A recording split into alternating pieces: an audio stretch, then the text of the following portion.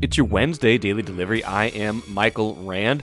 Glad to have you guys back for another day. Good stuff coming up on today's show. Phil Miller covers the Twins for the Star Tribune, joins me here in just a few minutes to talk Twins. Not surprisingly, he's down in Florida, has been down in spring training for almost a month now, I would think, since pitchers and catchers reported in mid-February.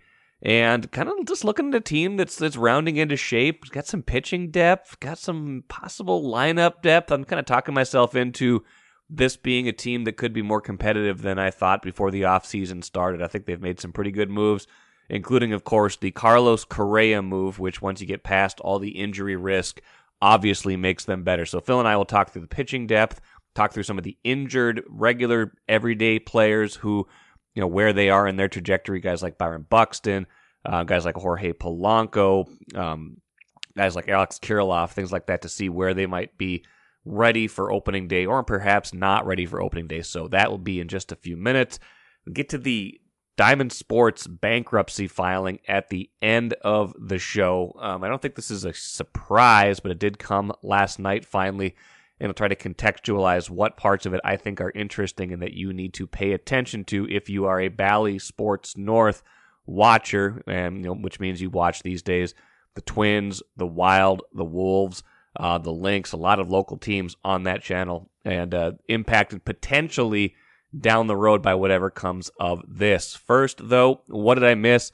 Gotta start with the Vikings because, man, they kept making news yesterday. I'm not going to go through every single transaction. Instead, I'm going to distill it into something positive. 3 things that I thought they did that were really good on Tuesday as they've kind of worked to reshape this roster in free agency and kind of cut down on some of their salary cap. Number 1, they got a cornerback that looks like he is awfully good. Byron Murphy Jr. coming over from the Cardinals, a deal expected to be worth about $22 million over 2 seasons. Guy who can play on the inside, guy who can play on the outside, was very good last season, was very good, in recent years, has kind of rounded out his game. Gives Brian Flores maybe one of those kind of shutdown corners, 25 years old, so kind of remaking this defense with some more youth, someone who's experienced but still young to go with a younger group of players, a guy who, when healthy, and no reason to think he won't be, definitely gives them a bona fide starter to go with other people that they will undoubtedly count on. So this to me, was the first move where you look at it and you say, okay, this guy is produced, this guy is really good. This guy we know can automatically and immediately help the defense. Now, remains to be seen how he gets used, remains to be seen what else gets put around him in that secondary. But that getting Byron Murphy feels like a pretty big win for the Vikings in the secondary, someone they can definitely build around. So that was the first thing I liked. That happened late Tuesday as we charge towards the start of the new league year officially today, and the Vikings needing to be under the salary cap by the start of league year today. Probably a lot of these moves going to be official at some point here, but it's going to be kind of some pulling of levers and things like that. And one of those levers that got pulled on Tuesday as well is the second thing I thought was really good.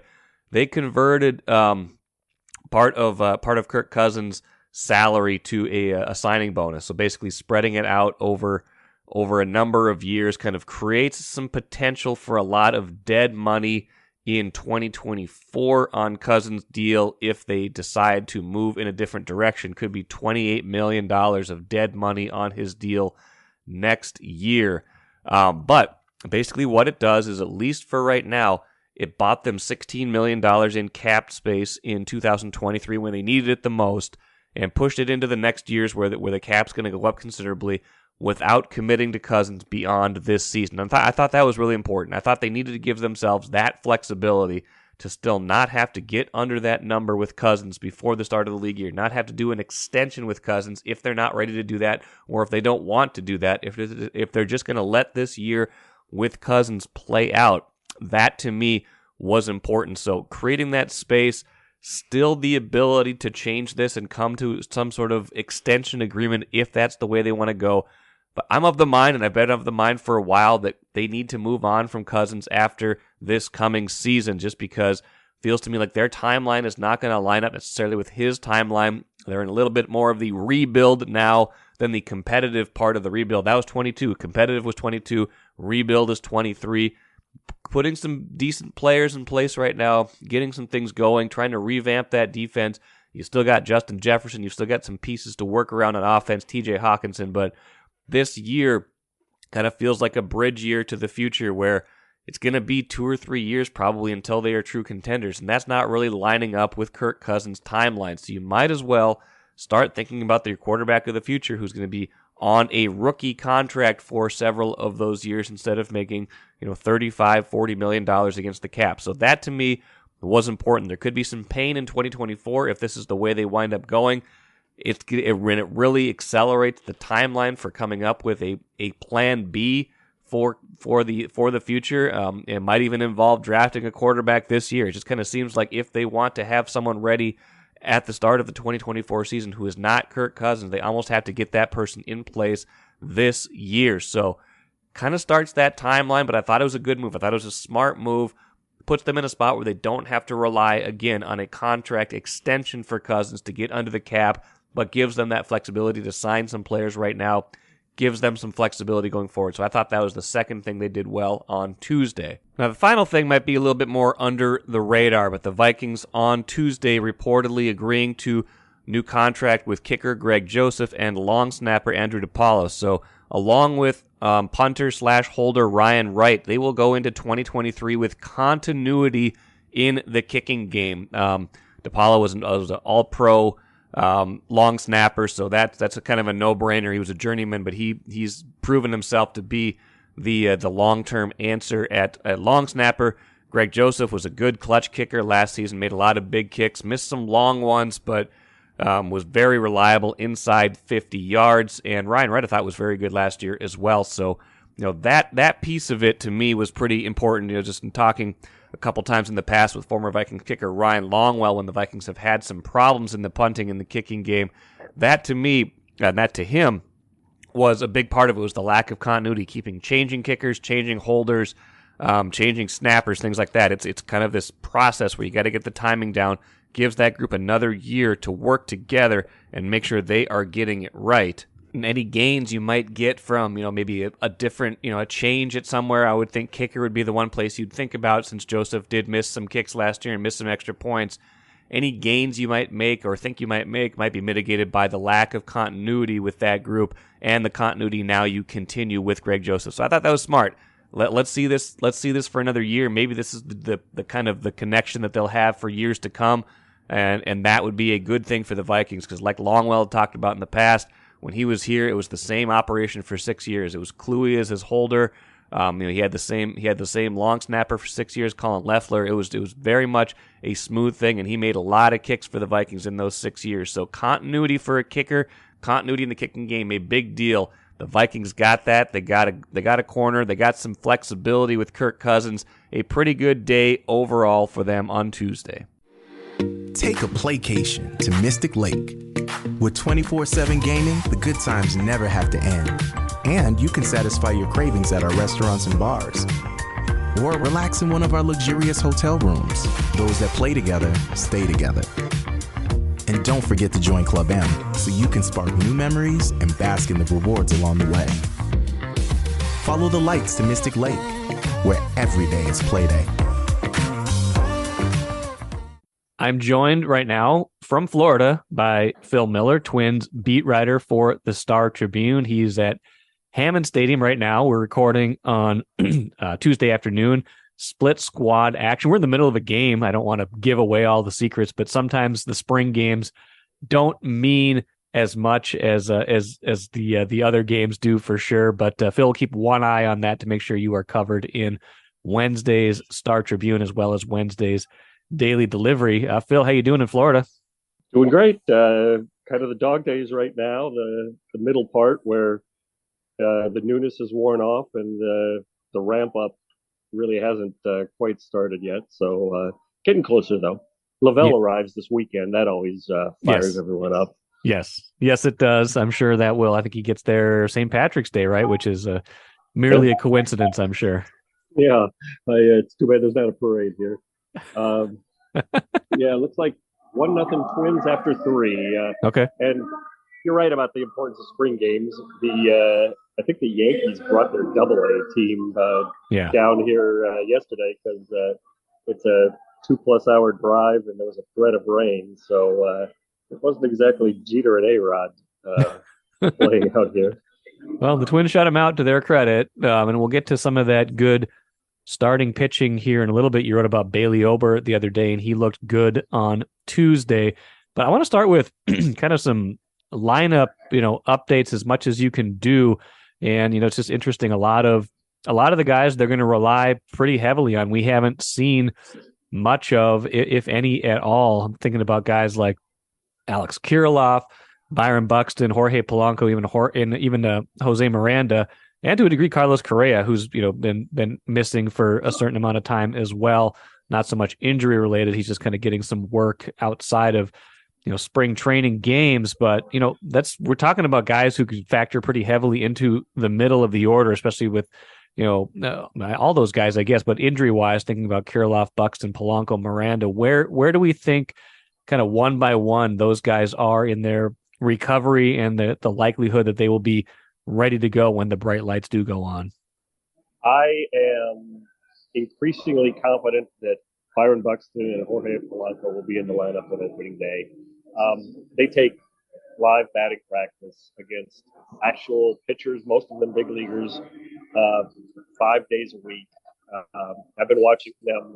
They are hitting well. They are locked in. They are doing fielding drills and are just not playing in the games right now. And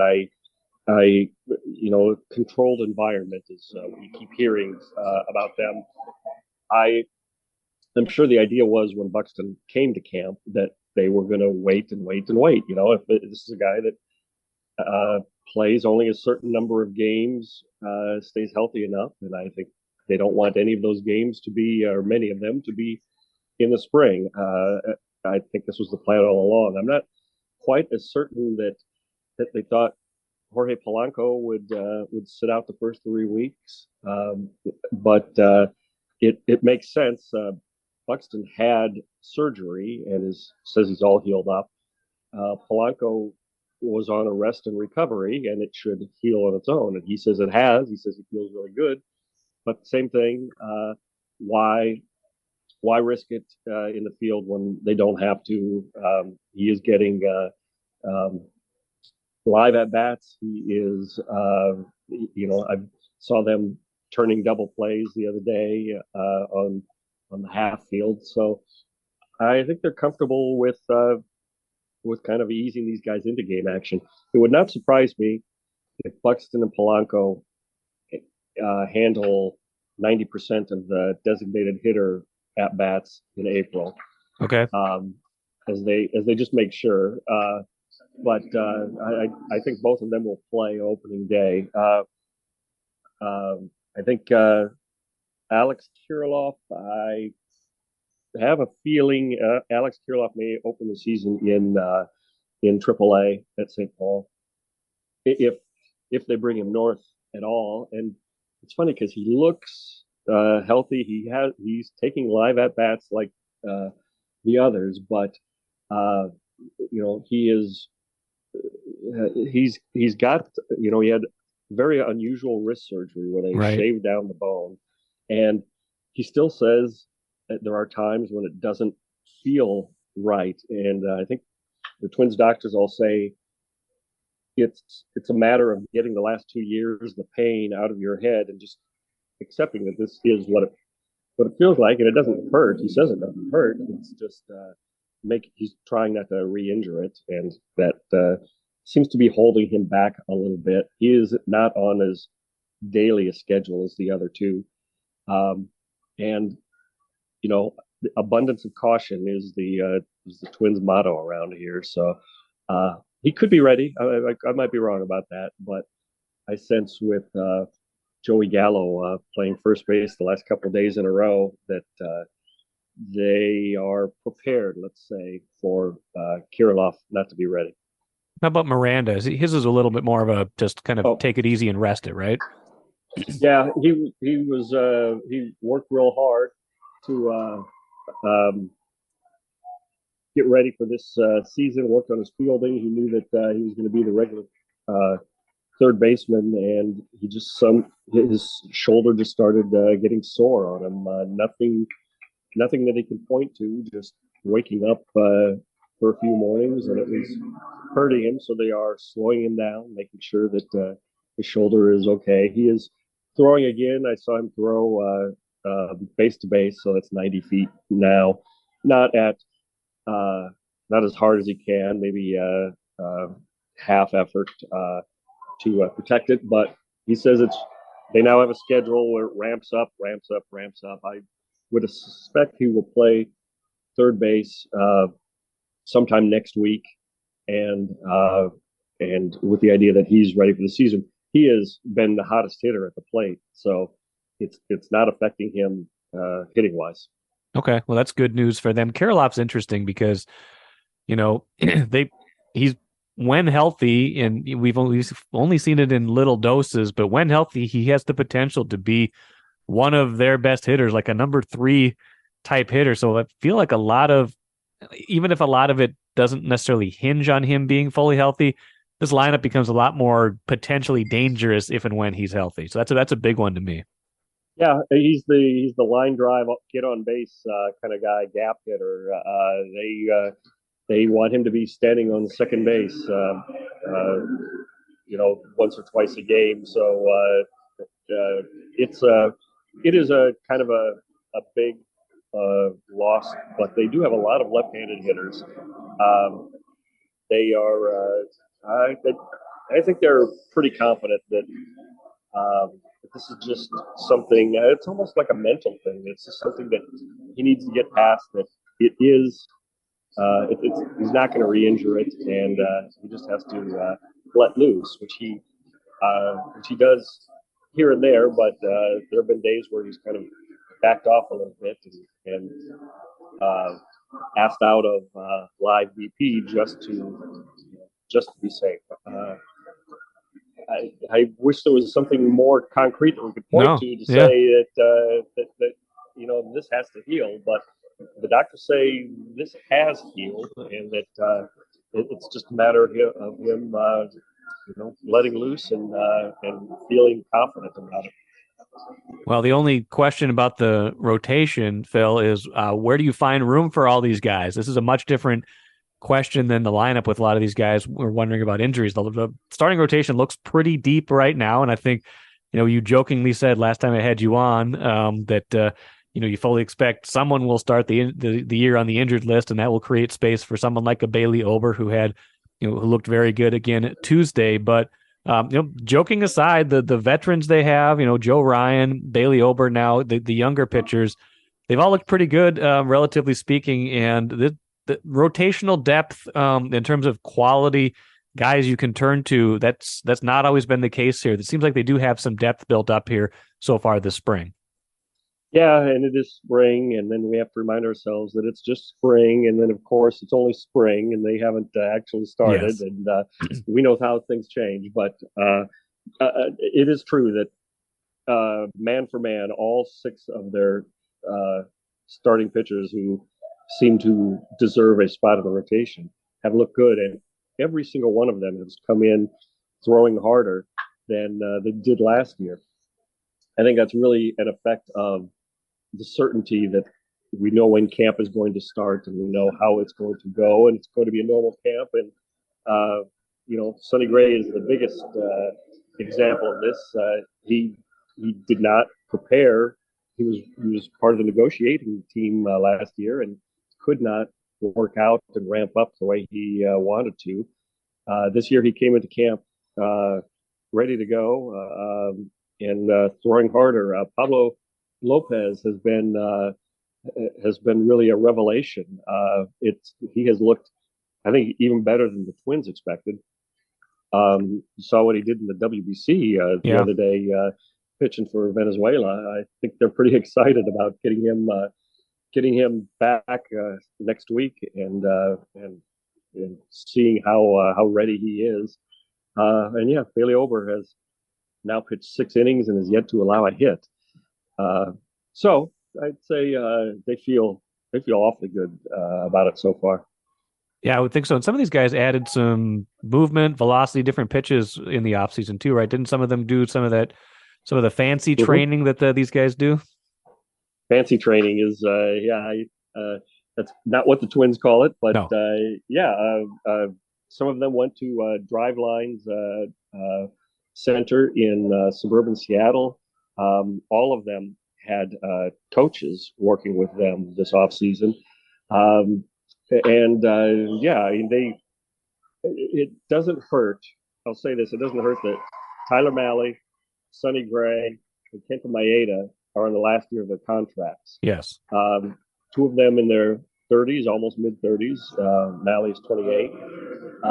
That's going to be you always want contract years. You always want guys with extra motivation. And I think all three of them show it. There's money out there for quality starting pitching. A big year here would set them into the offseason pretty well, or get another contract from the Twins. So yeah, they've got two young guys. They've got three really motivated guys, and they've got Pablo Lopez, who still has another year until free agency. I do think that's an injury or something is inevitable. I keep telling people 14 starting pitchers last year, but right now they go into the season about as set as they've ever been. Couple more things for you, Phil. One, I saw you wrote the other day that Rob Manfred visited the team to kind of talk about how these new rules are playing out so far, and also sounds like they asked them about some of the RSN stuff too. That was a big topic of conversation. I wonder if you could maybe shed some light on anything you were able to glean from your conversation with Twins players following up from that meeting.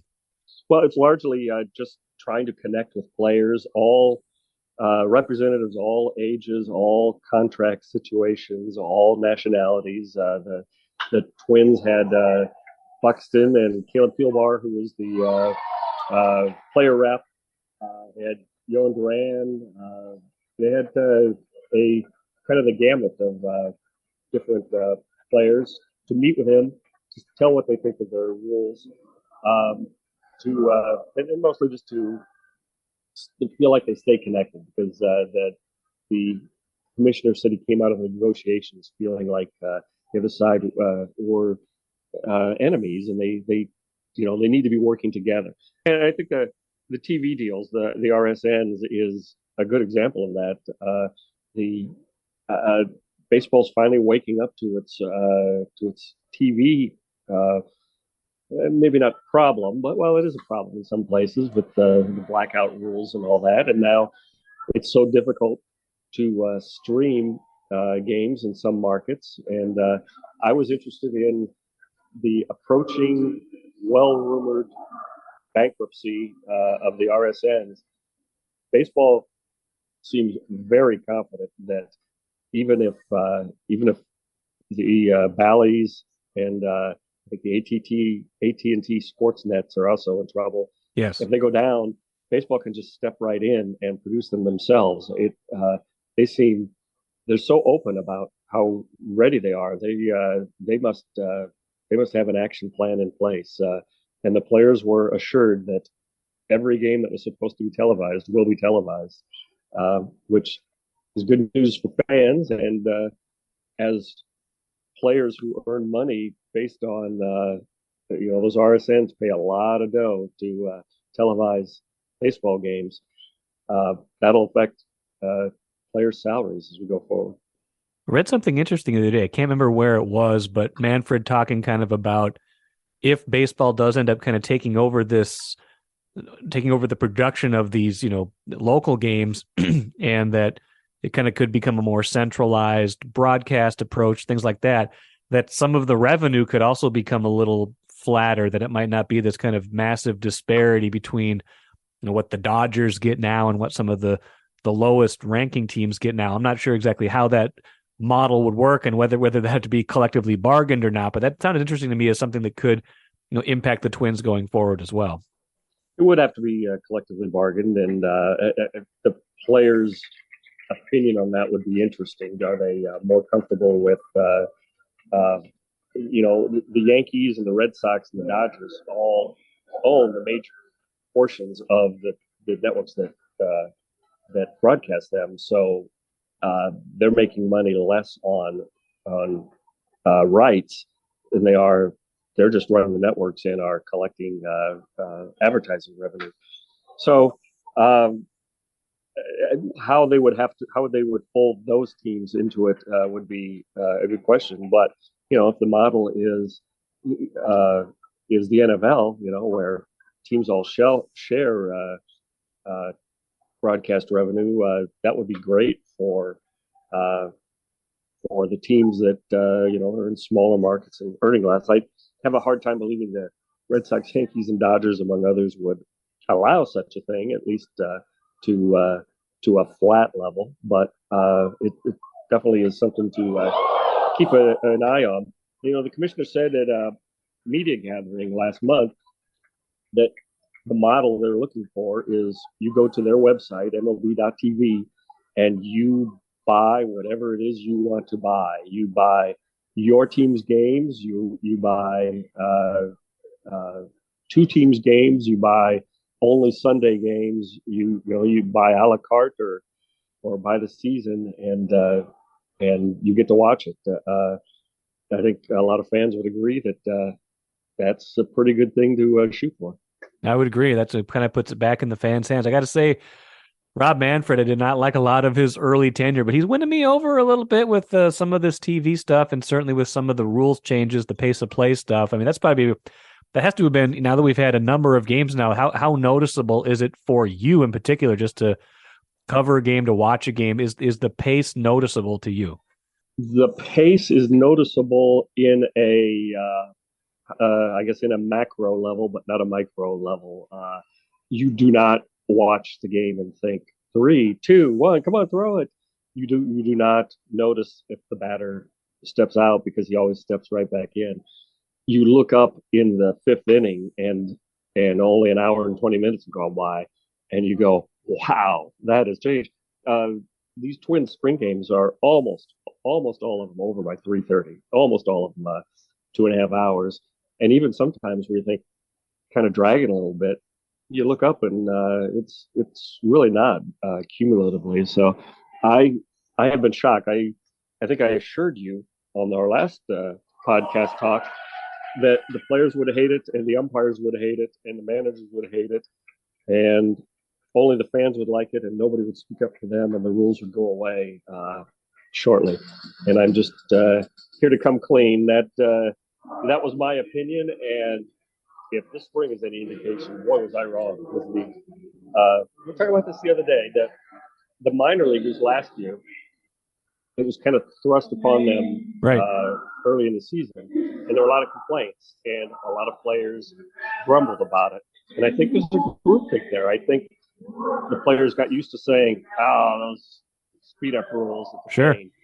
But major league players came into spring knowing that it was going to happen, prepared for it.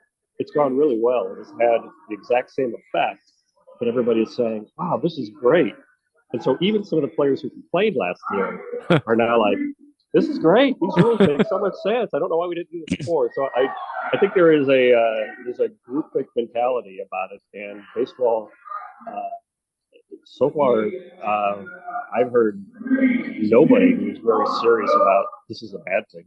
Okay. Well, I like it too. I'm really curious to see how it plays out in the regular season. But if it looks the way I've seen so far, I'm very much on board with it.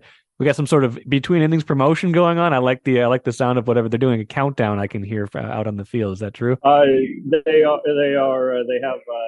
these giant bubble costumes. And they put two 10-year-old kids and have them run into each other and knock each other down.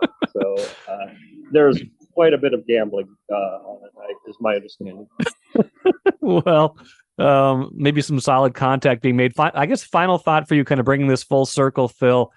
If we had to guess at this point, based on what you said at the start of the show, with maybe Kirilloff not being ready, but presumably those other guys being ready for opening day. Do you have any preliminary idea of what you would think is kind of your opening day starting nine and how that lineup might look, what Rocco might be thinking about how his best nine looks at the start of the year? In order? I mean, that is a state secret, man. Rocco does not like talking about that. yeah, I know. I'll say, I'll say that Buxton and Kepler seem to be, on the days that Buxton isn't at DH, seem to be solid in their position. Joey Gallo I would expect will get most of the at bats in left field, but not if Kirilloff is out at the beginning of the year. He strikes me as the best first baseman against right-handed pitching. Just made a diving stop and got the out in the first inning here today. He is as good defensively as we've been sold. Correa, Polanco in the middle. First base, we'll have to see. Christian Vasquez is the catcher, although Ryan Jeffers has had a good spring as well. And Miranda, if his shoulder is healthy, should be right in there. It really, just like was it last year or the year before, they come to camp without many questions about who plays where. It's more about who's healthy. And they seem much better suited to adapt when somebody goes down, when somebody gets injured. They are playing guys all over the field. If Miranda's shoulder becomes a problem, they now have Solano, they have Kyle Farmer. Right. They have all kinds of options at first base. I think they feel good about either Solano or Farmer at second base. And I haven't even mentioned Nick Gordon, who, has played plenty of infield too. So I think the starting nine have been kind of a given going on. I would say that Joey Gallo's ability to draw walks, to get on base, I think Rocco's going to be real tempted to bat him lead off. And just thinking that if he hits one out, good for him. But they like the way he controls the strike zone. I might be totally off base about that, but he has tried it a few times, and I think it brings back memories of Kepler when he was going good 3 or 4 years ago. I would assume Correa will bat second, and then Miranda, Buxton, and then probably Miranda after that. Then you get into who's playing that day. Kirilloff would be a good 5-hitter if he's at first base that day. Vasquez has been a better hitter than I expect, although I would think that he'll be 8 or 9. Kepler in that 7th spot or so, where I've left out Polanco. Well, look at that. Polanco too, yeah. So Polanco's going to be a 3 or 4 hitter. He's probably the cleanup hitter if Buxton bats third. So it's a deep lineup when healthy, and it probably was last year too. We'll never know. Yeah, absolutely. Well, looking forward to it. I'm a little bit more optimistic, I guess. I don't know. Not a lot's changed. It's just when you see these guys actually in the field, you kind of see how the depth is accumulated, and you imagine if even with reasonable health, it does look like a fairly deep, guys that have done this before kind of team. So maybe some more optimism than I went into the off season with at this point. They got to be feeling reasonably good about themselves right now. Yeah, but of course they did last year too. But yes. And Buxton got hurt.